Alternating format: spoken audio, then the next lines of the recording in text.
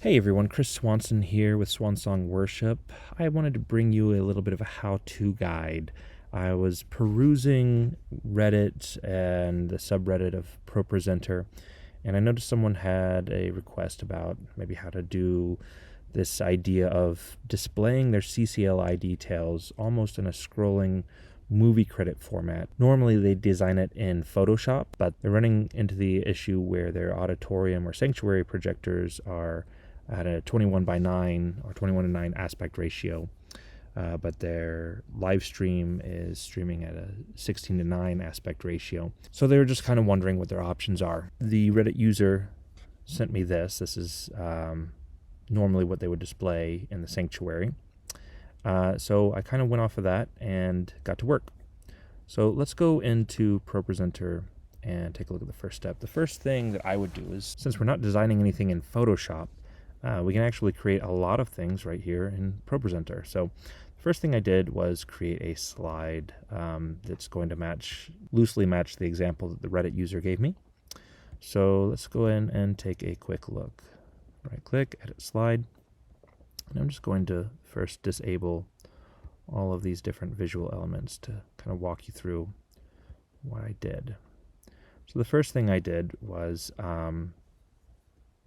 drop in the image that I wanted. We just click this plus button, click on media, find the image, drop it in, and put it on your canvas. The next thing I did was I added two shapes, specifically rectangles, and I stretched the rectangles to fit my canvas. So for this particular rectangle, I went ahead and clicked to fill with a background blur, and I blurred it to maximum, and I also lowered the saturation.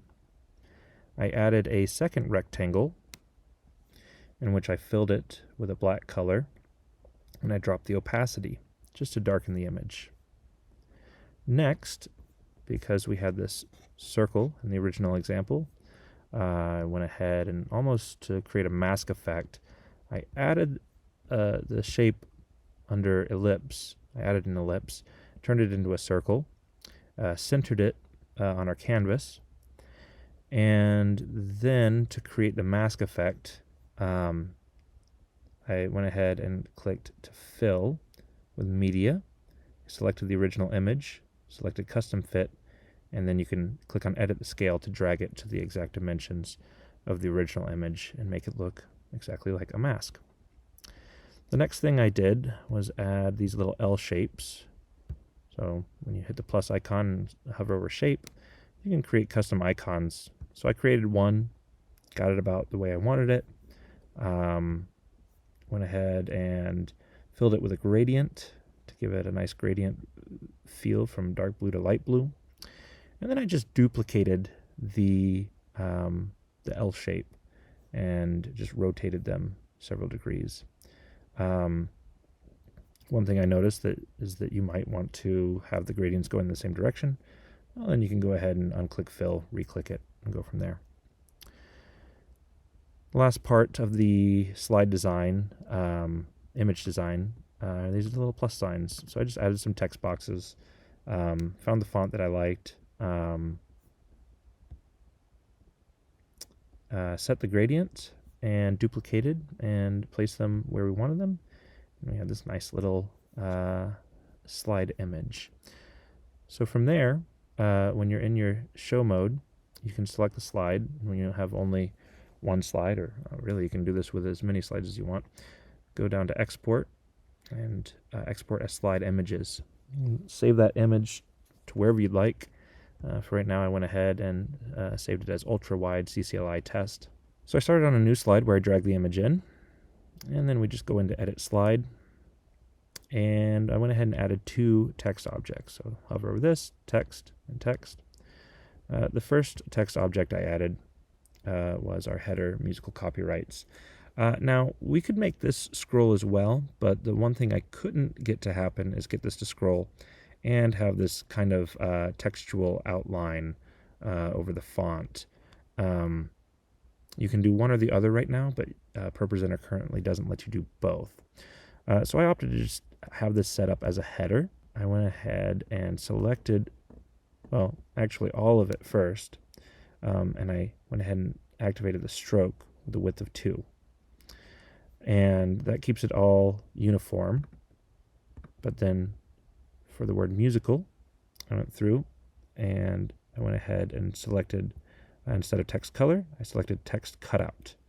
And then that takes out all the innards of the font. So next, on my second text box, I just went ahead and copied and pasted everything from the original example into here. And then I just did some minor formatting. So I went through, and for the titles, I went ahead and made those 50 point with bold. And then for the copyright information, I did 40 without bold. And then everything down here for the licensing information, I made it 45, and I only emboldened the actual numbers. So you're able to do that, but yet have your text box be kind of constrained beneath your header and a little bit above your bottom cutoff. Because now we're going to talk about transitions. So we want the movie transition, like the scrolling credits. So we take this and we just select this box over here, scrolling. And I'm going to have all the text scroll up. And I have the start position off screen. And then you can play around with the speed, as well as the feathering for going in and out. The last thing I did as I was testing was I didn't like how the header just was there as soon as the slide transitioned in. So what I did was I did some builds. And I set up 3 different builds, 2 build-ins and 1 build-out. The second build-in we don't really need, but I'll explain it anyways. So the first build-in was building in the title with a dissolve. And I set that up to happen after the transition. So after the slide transitions in, our header, musical copyrights, will transition in as well. I went ahead and had this text transition in with a dissolve as well. Again, not really necessary because it actually starts off screen and you won't actually see the dissolve. But I wanted it on there as a just in case. The last thing I did was set my my build out with a dissolve as well. And I set that up to be after build 2. So this was after the transition into the slide. This build in was after build 1. And this build out is set up to start after build 2. But I did have to play around with when the build out would actually occur. So I ended up settling on 21 seconds, which is about how long the text takes to scroll after the original build-in and the scrolling starts. So with all of that in place, I believe we were ready to go in and see the actual scroll. So we activate it. You can see it scrolled in, or faded in. The header faded in, and our text begins to scroll, just like it should. I'll let it play through here. So it gets to the very end of the copyright information. You'll see the header fade out. So that's how you create the scrolling credits slide. Pretty nifty. Now I'm going to get into something that has a lot of subjectivity for a minute. Mostly just around how I would build in that credit slide. Obviously, you can do whatever you'd like. But what I normally do is I have a presentation that I would title post-service slides. So if you have announcements or upcoming events that the church wants to promote, you can have all of those announcements and upcoming events going on in a single presentation post-service. You can do this also pre-service. Well, let's say this is my building slide. I don't need that anymore, so I'm just going to go ahead and disable that. I normally also have a slide that starts off my macros. And what that allows us to do is set our macro up for whatever we want. Maybe a lighting change, maybe music starting to play. And in our case, what we're going to look at here in a minute is making sure that our looks are correct for both our sanctuary screens and our online screens. So I'll start that, but I don't need it to repeat. So I'm going to disable this, but I do want to start with it. So what I'm going to do is I'm going to add a go to next timer. And I'm only going to set it for 2 seconds. Click done. You can see I have my go to next timer set. So as soon as the service is over and concluded, we can click on this go to next timer. It'll be there for 2 seconds, and then it'll go to our next slide. One thing you do want to do if you're doing a presentation of post-service announcements is on the last slide, when you set the go to next timer, you want to make sure that you set the duration but also click loop to beginning. And you'll see that what happens is as it's going through, it makes the transition, and you see that it's about to advance, and it loops back to the first active slide. So you see that these are disabled. So this is the first slide that is not disabled. So once you get to your last slide, it'll go right back there. So the next thing we want to do is focus on looks, because we have everything looking great on our Sanctuary screen. We have the post-service announcements scrolling through, all is well. But we do have the question of differing aspect ratios between our Sanctuary projectors and our online 16:9 aspect ratio. So you can see that this looks great on our ultra-wide screen, but if we go to our online screen, it doesn't look bad, but it does letterbox everything. And that may be good enough, and if it is, great. But if we want to go for just a spirit of excellence, if you will, that's what we're going to do now, is figure out how to adjust looks so that our online community is seeing exactly what we want them to see. And if you don't mind the letterbox version, letting ProPresenter do its thing, that's great. But here is a way that we can make some adjustments. So the first thing we want to do is take this slide that we created, and we want to copy it. And I would go into a different playlist along with a different presentation, and one that's set up to be 16:9 versus 21:9 for the aspect ratio, or 21:9, 16:9 instead of 21:9 aspect ratio. So we come in here and we just go ahead and paste our image. We can do that. Just edit and paste. And you can see it pops in all kinds of weird. So we go in, we edit it, and do all the big things you need to do. At the end of the day, it's mostly just reshaping. The best way to start this is to deactivate all of the layers and start with your first layer. Take the image and make it as big as you need to, wherever you want. Oops, I need to make it a little bigger. You might even want to bring in the original image and work through that. But once you have it all set up, I'm not going to waste our time looking at it right now. But once you have it all set up, I'm going to go ahead and delete this. You can basically set up the design to fit in your 16:9 aspect ratio. So that's what I've done here. Have all the same elements that I have in service, just formatted for 16:9 versus 21:9. So once you have that done, again, you can go on in, File, Export, and you can do slide images.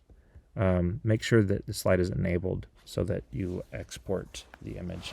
It may still export when it's disabled, but just in case, you want to go ahead and do that. So now that we've exported that image, we want to go ahead and build what will be our template for the online community. So we come back into our ultra-wide presentation. We're going to copy our main CCLI slide. I'm going to edit, or I'm sorry, right-click, copy. Come back into your HD slides, and we're just going to paste that in. So we have that pasted in, and we want to do a couple things. Let's go ahead and remove the go to next timer. We should be able to remove the transition, but for some reason, ProPresenter is being a little buggy today, and whether I try to remove it there or elsewhere, it's not removing the little transition button, and that's okay. We're going to ignore that for now. Let's remove the action of the ultra-wide JPEG. So go ahead and drag and drop your JPEG for the online look from wherever you have it onto that slide. I already have it in my ProPresenter library, so I'm just going to click Use Existing. You probably won't have that notification though. And then because I copied this over, I'm going to remove my Go to Next timer. And one thing that you want to do is click on this button, Convert Media Action to Slide Element. So now you will see the image we imported onto the slide is built into the slide. So now we have a replica of what I've already built. So I'm just going to go ahead and delete this for the sake of our presentation. So the next thing we want to do is we want to make this a part of a theme. So if we go into our theme menu up here, we can go and take a look. Well, actually we can just add a new theme. So I'm going to create CCLI Demo 2. All right, I don't really need anything here because I already have what I need right here. So I'm going to right click on this and I'm going to go down to themes and I have CCLI Slide Demo 2. I'm going to add my selection to the theme. So now when we check out our themes, CCLI Slide Demo 2, I'm going to actually go in here and I'm going to delete this first one because all I really need is this first theme slide right there. So I have what I need for my online community. The next thing I need to do is go into looks. So if we go into screens, we can edit looks. And we have our different screens. I have my mock ultra wide for the 21:9 aspect ratio. I also have my online looks for the 16:9 aspect ratio. And what I've done is I've created two different looks. And for this, you'll do whatever you need to do. But in this particular situation, I created a CCLI test general in which nothing is really different. My online looks are exactly the same as what my sanctuary looks would be. But I do want for the CCLI slide to have a very specific look for that 16:9 aspect ratio. You might use this same look for all the rest of your slides that are playing through to your online community. But if you don't need it for all, then I'll show you how we're going to utilize both of these looks in just a moment. But for this particular CCLI slide, I want the presentation theme to be different for my online community. So you can see that I already tested this out here, but let's go ahead and select the theme slide that we just created for CCLI Demo 2 theme.